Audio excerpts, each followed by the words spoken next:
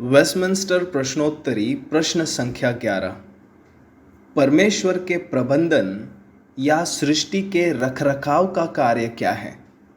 उत्तर: परमेश्वर के प्रबंधन का कार्य यह है कि परमेश्वर अपनी सारी सृष्टि को अपनी परम पवित्रता, बुद्धि और सामर्थ्य के साथ सुरक्षित रखता है तथा अपनी सारी सृष्टि और उनके कार्यों को नियंत्रित भी करता है। आपको यह याद होगा कि जब हमने परमेश्वर के विधान या उसके योजना का प्रश्न अध्ययन किया था और उस प्रश्न में हमने सीखा था कि इस विश्व पर किसका नियंत्रण है, और उस प्रश्न का उत्तर यह था परमेश्वर का।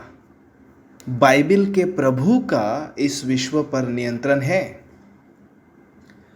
परमेश्वर की संप्रभुता का मतलब ही यह है कि इस विश्व पर परमेश्वर का नियंत्रण है।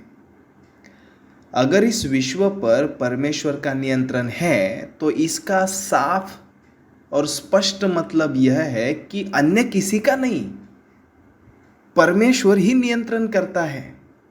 उसके सिवा इस दुनिया का कोई दूसरा नियंत्रण करता नहीं है। भाग्य, नियति, तकदीर, लक, चांस, हिंदू संस्कृति के अनुसार कर्मा इत्यादि जो शब्द है यह सृष्टि का नियंत्रण नहीं करते।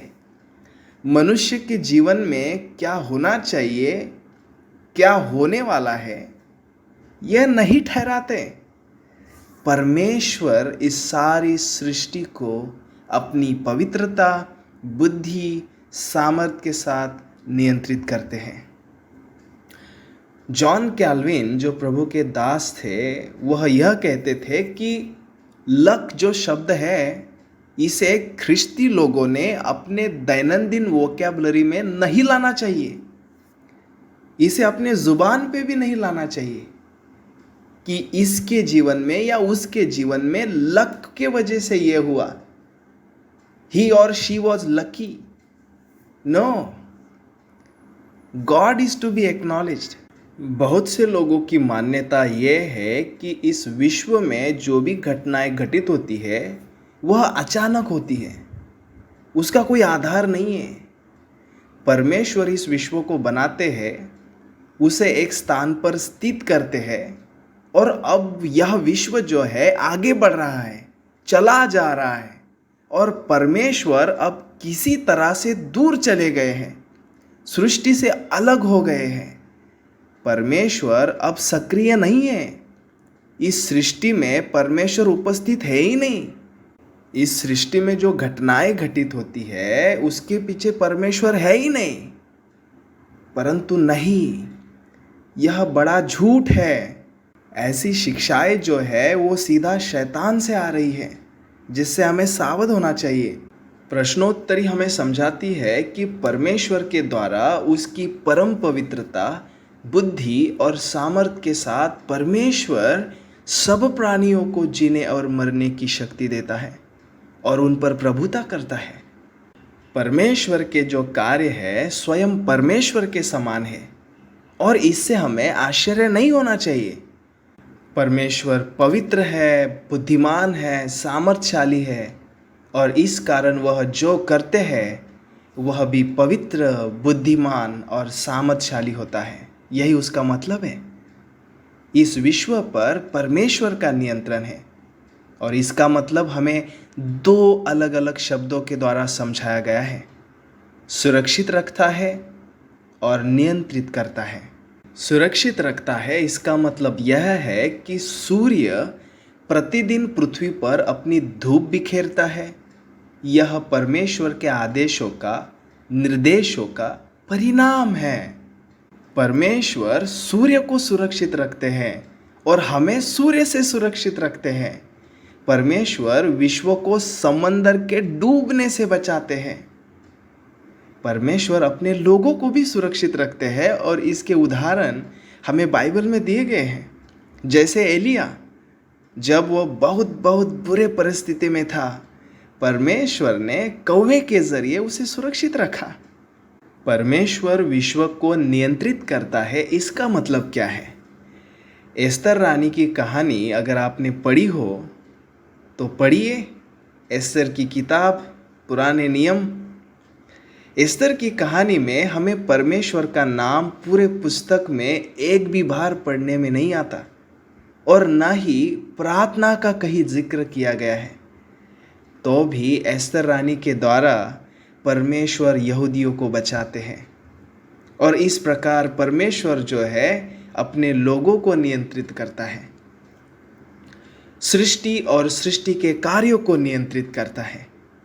आंखों से नहीं दिखने वाले सूक्ष्म जीव से लेकर जंगल के शेर या समंदर की विशाल व्हेल तक सारी सृष्टि को परमेश्वर ही सुरक्षित रखते और नियंत्रित भी करते हैं।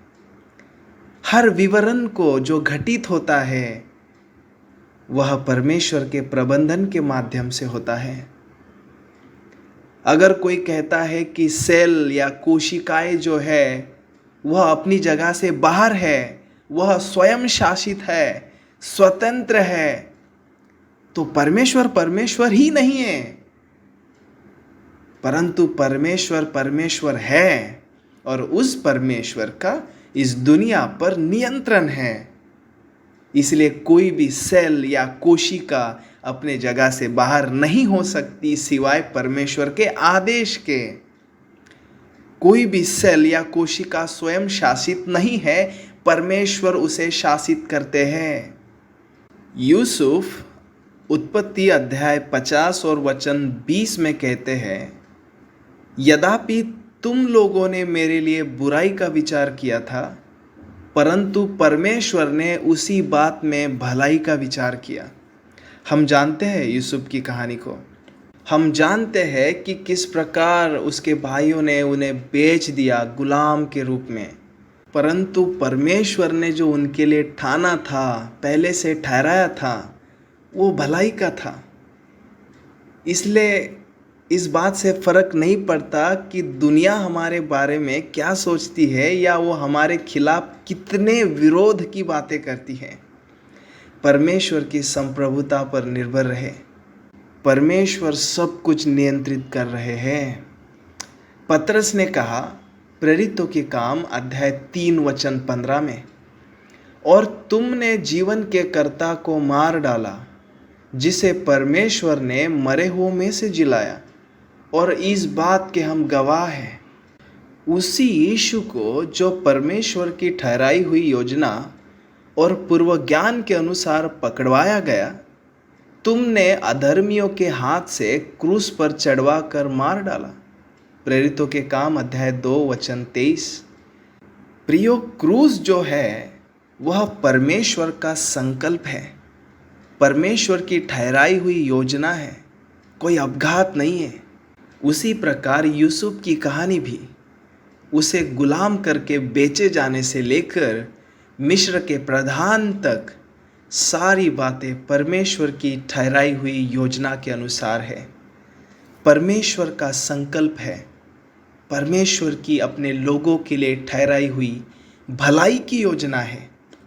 परंतु परमेश्वर की योजना या उसका संकल्प जो है वह मनुष्य की जिम्मेदारी को निकाल बाहर नहीं करता। जिन्होंने भी अपनी दुष्ट सोच से दुष्ट कार्य किया है, उन्हें उनकी दुष्टता के लिए परमेश्वर उनका न्याय ज़रूर करेंगे अपनी महिमा के लिए, क्योंकि परमेश्वर ने सब कुछ अपनी महिमा के लिए अपनी परम पवित्रता, बुद्धि और सामर्थ्य के साथ नियुक्त किया है।